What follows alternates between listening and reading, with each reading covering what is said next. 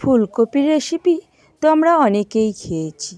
বিভিন্নভাবে এই ফুলকপিটাকে রান্না করা যায়। আজ আমি দেখাবো ফুলকপির মহারানি। কী কী মশলা অ্যাড করলে এর স্বাদ হয় একদমই মহারানির মতন, সেটিই আপনাদের সঙ্গে শেয়ার করব। তাই আজকের আমার রেসিপি হলো ফুলকপির মহারানি।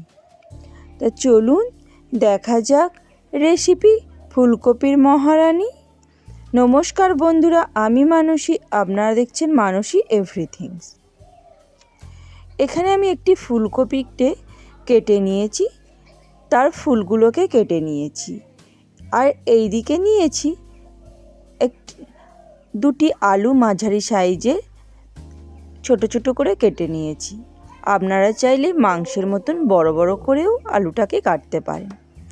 এইবার কড়াইতে সরিষার তেল দিয়ে দিলাম আলুগুলো যখন একটু লাল লাল হয়ে আসবে, এর মধ্যে দিয়ে দেব হলুদ গুঁড়ো ও লঙ্কা গুঁড়ো, দিয়ে আলুগুলোকে ভালো করে ভেজে নিতে হবে।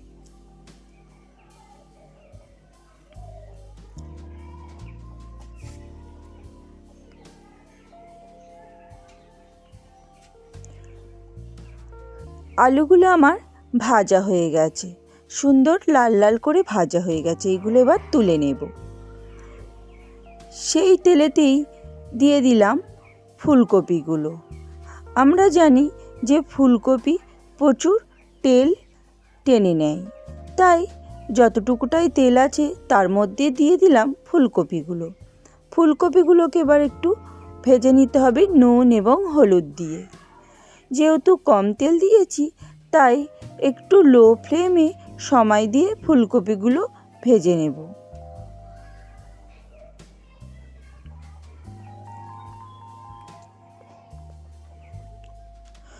ফুলকপিগুলো আমার ভাজা হয়ে গেছে। এইবার এইগুলোকেও আমি তুলে নেব একটি পাত্রের মধ্যে।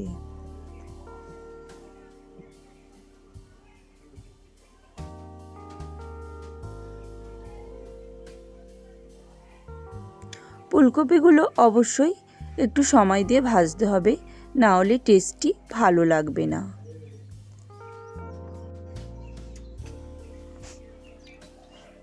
ফুলকপিগুলো আমার প্রায় ভাজা হয়ে গেছে। লাল লাল করে ভাজা হয়ে গেলেই এইগুলো আমি তুলে নেব।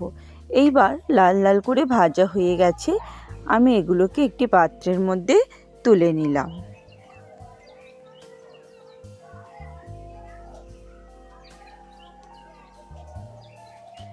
এইবার কড়াইতে আর একটু তেল দিয়ে ফোড়নের জন্য দিলাম হাফ চামচ জিরে, দুটো এলাচ, দারুচিনি ও লবঙ্গ, আর দিয়ে দিলাম হাফ চামচ হিং।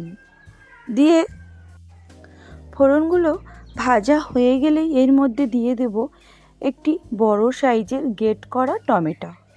এই টমেটোটা দিয়ে কিছুক্ষণ নাড়াচাড়া করার পরেই এর মধ্যে আমি অ্যাড করে দেব পরিমাণ মতন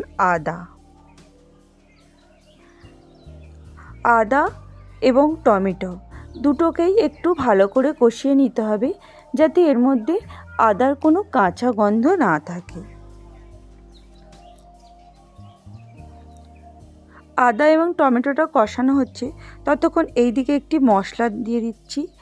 মশলার মধ্যে নিয়েছি 1 চামচ ধনে, 1 চামচ জিরে, 1 চামচ কাশ্মীরি লঙ্কার গুঁড়ো ও 1 চামচ হলুদ গুঁড়ো। এই সমস্ত মশলাগুলিকে একটি পাত্রের মধ্যে রেখে দিয়ে দিলাম সামান্য পরিমাণে জলটি দিয়ে এটিকে ভালো করে মিশিয়ে নিলাম। এইবার সে মশলাটা কষানো হয়েছে, তার মধ্যে দিয়ে দিলাম এই মশলার জলটি দেওয়ার পরেই এটিকে আরও কিছুক্ষণের জন্য নাড়াচাড়া করে নিতে হবে।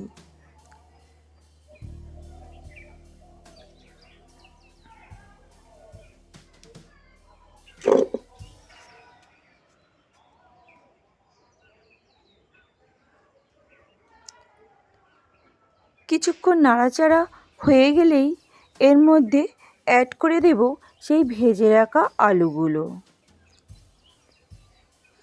আলুগুলো দিয়ে মশলাটাকে আরও কিছুক্ষণ আলুর সঙ্গে কষিয়ে নিতে হবে।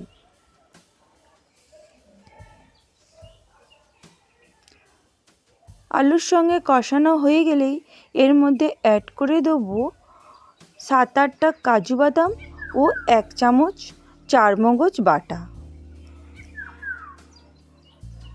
এটিকে দিয়েও আরও মিনিট 2-এর মতন কষিয়ে নেব। তারপরেই অ্যাড করে দেব সেই ভেজে রাখা ফুলকপিগুলো।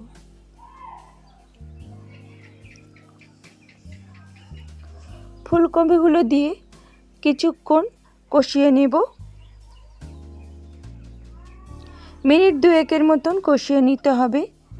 তারপরেই এর মধ্যে অ্যাড করে দেব পরিমাণ মতন জল।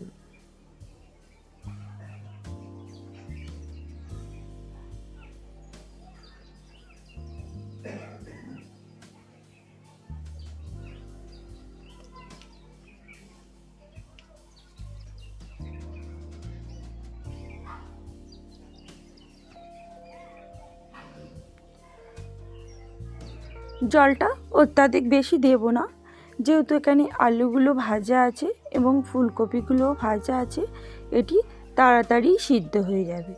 জলটি দেওয়ার পরে এটিকে আরও মিনিট 5-এর মতন চাপা দিয়ে দিলাম। মিনিট 5 পরে চাপাটি খুলেই এর মধ্যে অ্যাড করব আরও কিছু মশলা। দেখুন আলুগুলো একদমই সিদ্ধ হয়ে গেছে এবং ফুলকপি তো সিদ্ধ হয়েই গেছে। এরবার এর মধ্যে দিয়ে দিলাম একটি ভাজা মশলা। ভাজা মশলাটির মধ্যে রয়েছে এলাচ, দারুচিনি, লবঙ্গ এবং ধনে ও জিরে একসঙ্গে একটু শুকনো খোলাতে রোস্ট করে ভাজা মশলাটা বানিয়েছি।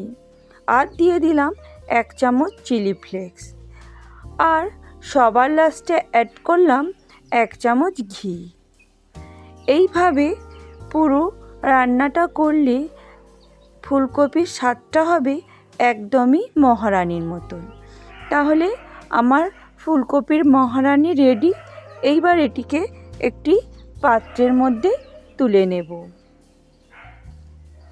আমার এই রান্না আপনাদের ভালো লেগে থাকলে অবশ্যই করে কমেন্ট করে জানাবেন আর আমার পাশে থাকার অনুরোধ রইল। সকলে ভালো থাকবেন, সুস্থ থাকবেন। আবার আসবো আরও একটি রেসিপি নিয়ে। এখনকার মতন ভাই। সমস্ত ভিডিওটি দেখার জন্যে অসংখ্য ধন্যবাদ।